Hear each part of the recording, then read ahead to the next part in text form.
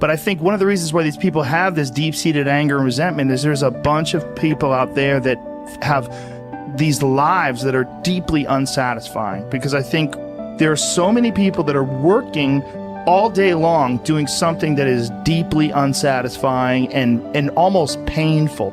Yeah, soul killing. Soul killing. Yeah. They're stuck in traffic all day, and then they're stuck in a cubicle after that. They relish the time to take a shit in the bathroom and look at their phone. I mean, they literally do that. That's a highlight of someone's day. They get in traffic on the way home. They get home after that, they're watching television, and they're You ever notice that some people seem to want to hang on to stuff that is bothering them? They're forever talking about it. They don't want to let it go. They've had a failure at something and it's grown. They can't get over it. They just can't get over it. Or somebody said something nasty to them. They don't want to let it go. Do you know what we should do? We should ask ourselves, everything that happens, is this serving you? Is this serving you? And if it's not serving you, get rid of it. You don't want anything in your life that's not serving you, that's not causing you to grow, that's not adding to the quality of your life. I don't care what it is. You will find some people, they just hold on to bad stuff. They hold on to problems. They don't want to seem to let it go. And that adds more problems. Whatever you focus on grows. The only thing that can grow is the thing you give energy to. Why would you hold on to anything that's not serving you? How bad does it have to get? I mean, to what denominator, to what lowest level do you have to reach before people really make up their mind to change? My message is, why wait? I mean, when you're feeling so altered emotionally, you feel so bad, that's the moment you could actually see yourself for the first time, because you're not answering your cell phone, you're not responding to all your texts, you're not watching TV, you're not going out to dinners, you're not calling people back. Something's altered in you, and you're starting to become self-aware, right? I dare you to analyze yourself first, your company first, your character, your behavior, your work ethics. I dare you to analyze it and see if there's any changes you can make. See, you cannot manage time, but you can manage activity. You can manage your activities. Make certain that what you're doing really makes a difference. Make certain that you're spending your time on activities that are productive, that are taking you in the direction of your goal. If you think about the person that you want to become, what's that person do every day that you don't do right now? And when you start to do the thing that the person you want to become is doing, you leverage something called behavioral activation therapy. And that is a whole body of research that says when you act like the person you want to become, it's the most powerful way to change a habit. It's even better therapy than talk therapy, because the action proves to your brain that you're becoming that person. You're seeing the change through the action, and so then the brain catches up and starts to relate to you like a person that's confident, or a person who adores their appearance, or a person that celebrates themselves exactly as they are. Before you start the day, ask yourself, how do I want to think today? How do I want to feel? How do I want to behave? I mean, what would greatness look like? What would love look like today? What could I do that would be really cool for me at the end of the day? Say, wow, so I had a good day today. What would make me feel that way? And if you can't find an answer to that, start reading. Who reads anymore? Read a book. I read so many books a week. I know, I'm that way too. So read something about, you want to be wealthy?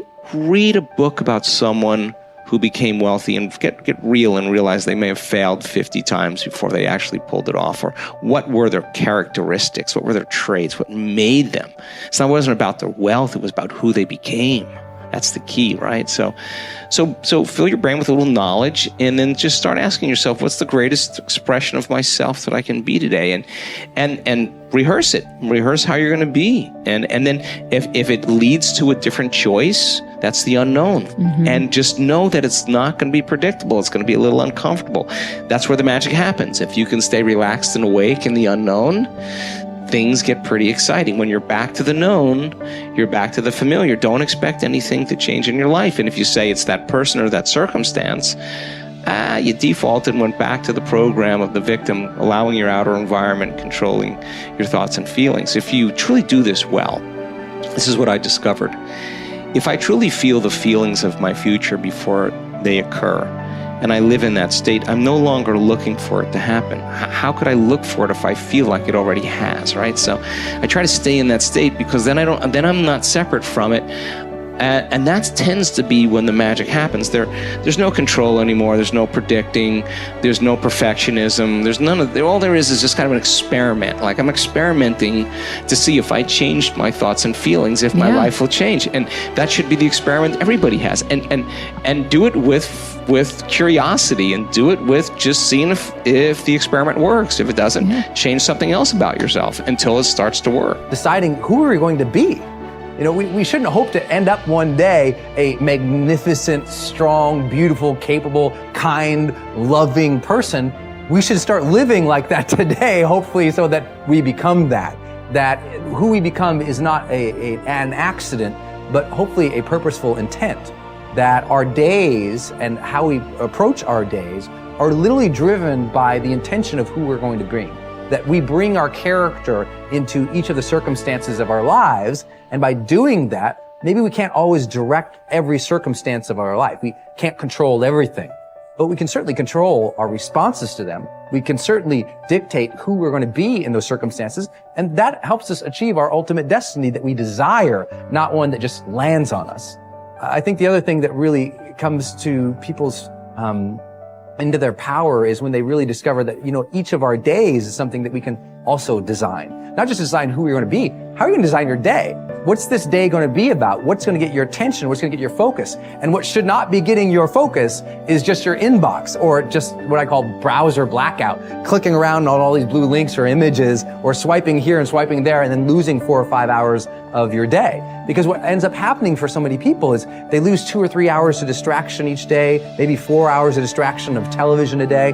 And over the course of their lives, now a decade is gone of opportunity, a decade of missed opportunities to connect with your family, to achieve your dreams, to work a little harder, to contribute that thing you always contribute, to learn that skill that you wanted to learn. Like, we have to decide on our days. We have to design them. We have to wake up and decide what this day is going to be about, what's going to get done, what's going to deserve our focus, who will we reach out to, instead of just responding to everybody else's needs. Look back over your life and ask yourself, what activities, behaviors, or decisions have been most responsible for my success in life to date? You will probably find that less than 5% of the things that you have said or done have accounted for most of the success you have enjoyed. You may find that it was your unique ability to solve a particular kind of problem or to take advantage of a particular type of opportunity. You may find that your special talent was an interpersonal skill that enabled you to influence and persuade other people at a particular time and place. You may find, on analysis, that it was an ability to take charge and accept responsibility for accomplishing a particular goal. Whatever has been responsible for your successes in life to date may be a good indication what you should be doing in the future. Analyze your work based on the measure that I call return on energy. Leaders in every field deliberately apply their talents and energies where they can achieve their greatest return on the amount of energy, mental, emotional, and physical, that they invest in any endeavor. They refuse to take on jobs or work in areas where they cannot perform at exceptional levels. They treat themselves as valuable resources, and they spend their energies very carefully. One of the questions that you might continually ask yourself is this the best possible use of my time and energy? Is what you are doing right now the most valuable thing that you could be doing, given your particular combination of talents and abilities? Often answering this question will help you to see that there is a vast difference between what you are currently doing and what you should be doing if you want to be fulfilling more of your potential. Once you have chosen your ideal job or occupation for this stage of your career, your biggest responsibility is to make the decision to become very good and then to become excellent at what you do. In a lengthy study on successful Americans, the Gallup organization discovered that expertise, or being recognized by your peers as one of the very best in your field, was one of the essential ingredients for success in American life. We said before that self-confidence comes from positive knowing rather than positive thinking. It is only when you know that you are outstanding in your chosen field that you really feel terrific about yourself, and that you enjoy high levels of self-confidence. Men and women who are good at what they do and who know that they are good at what they do are very different from those who are only average. They walk and talk and dress and behave differently. They have an attitude of assurance and certainty about themselves that causes them to stand out in any group.